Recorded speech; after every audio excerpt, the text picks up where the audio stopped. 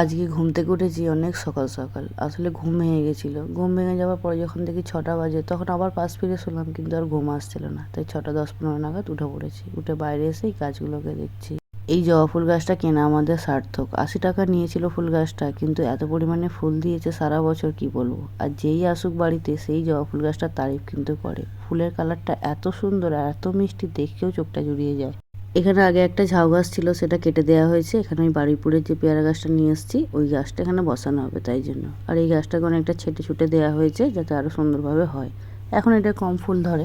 আর এই একটা জবা গাছ, এটা থোকা জবার গাছ। এটা শীতকালে বেশি ফুল দেয়, গরমকালে দেখি একটু কম ফুল দেয়। তো এবছর দেখছি এখনো গরম পড়ে যাওয়ার পরেও ফুল দিচ্ছে, কিন্তু কম ধরছে ফুল। আর এদিকে দেখেন একটা পাখির বাসা দেখাই আপনাদেরকে।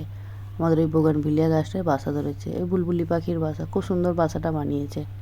আর এখানে বসানো হয়েছে সেই পেয়ারা গাছটা, L40 পেয়ারা গাছটা, যেটা বছরে 2বার ফল দেবে সেটা। বেগুন গাছগুলো সব তুলে দেওয়া হয়েছে, মাটিটা রেডি করা হয়েছে। মাটিতে যে সার দেওয়া, সেই সারটাও দেওয়া হয়ে গেছে। এখন বসিয়ে দেওয়া হয়েছে পেয়ারা গাছটা।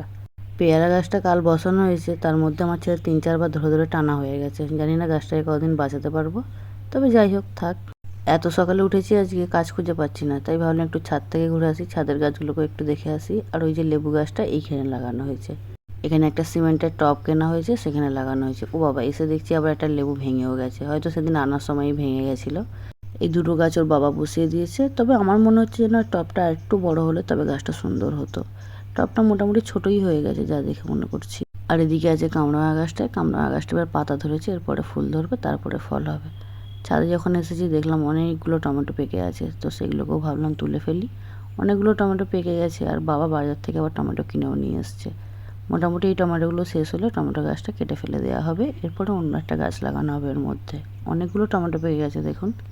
একদম অর্গ্যানিক টমেটো, কোনো সার নেই, কোনো রাসায়নিক নেই, কিছুই নেই। একদম অর্গ্যানিক পিওর টমেটো। কিন্তু এই টমেটোগুলো কিন্তু শুধু খেতেও ভালো লাগে। আমি তো মাঝে মাঝে রান্না করতে করতে একটা একটা করে টমেটো একটু নুন দিয়ে খেয়েই নিই। ভালোই লাগে খেতে, কাঁচা টমেটো খাওয়াও তো ভালো। আর এই বেরি গাছটা, এগুলো হচ্ছে লাস্ট ফল। আমি ভাবলাম সকালবেলা এসে খেয়েই নিই, এখনও ব্রাশ করিনি, কিন্তু ফলটা খেয়েই নিই, তো যা হয় হবে। খালি পেটে ফলই খেয়ে নিচ্ছি। আর এদিকে কুমড়ো গাছটাও খুব সুন্দর হয়েছে, কিন্তু কুমড়ো গাছের গোড়ায় দেখলাম অনেক ধনেপাতা হয়ে আছে, যার জন্য কুমড়ো গাছটা ভালোভাবে বাড়তে পারছে না। এসেছি যখন ছাদে, একটু ধনেপাতাগুলোও তুলে নিয়ে যাই, তবে সব ধনেপাতাগুলোই তুলে ফেলবো। গরমে তো ধনেপাতা এরপরে আর ভালো হবে না।